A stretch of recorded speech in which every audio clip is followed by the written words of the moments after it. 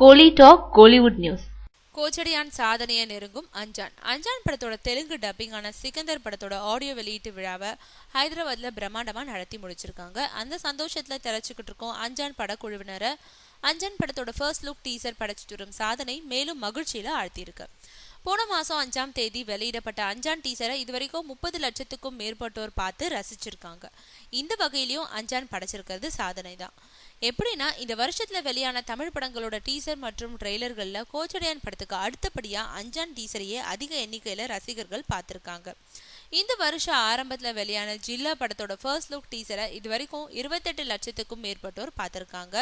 அதே மாதிரி ரஜினியோட கோச்சடியான் படத்தோட ட்ரெய்லரை இது வரைக்கும் 45 லட்சத்துக்கும் மேற்பட்டோர் பார்த்திருக்காங்க.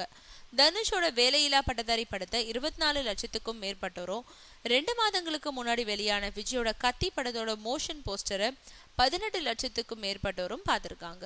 இந்த எண்ணிக்கையெல்லாம் வச்சு பார்க்கும்போது கோச்சடியான் படம் முதல் இடத்தையும் அஞ்சான் படம் 2ஆம் இடத்தையும் பிடிச்சிருக்கு. இந்த புள்ளி விவரம் சூர்யா ரசிகர்களை மிகுந்த உற்சாகத்துல ஆழ்த்தியிருக்கு.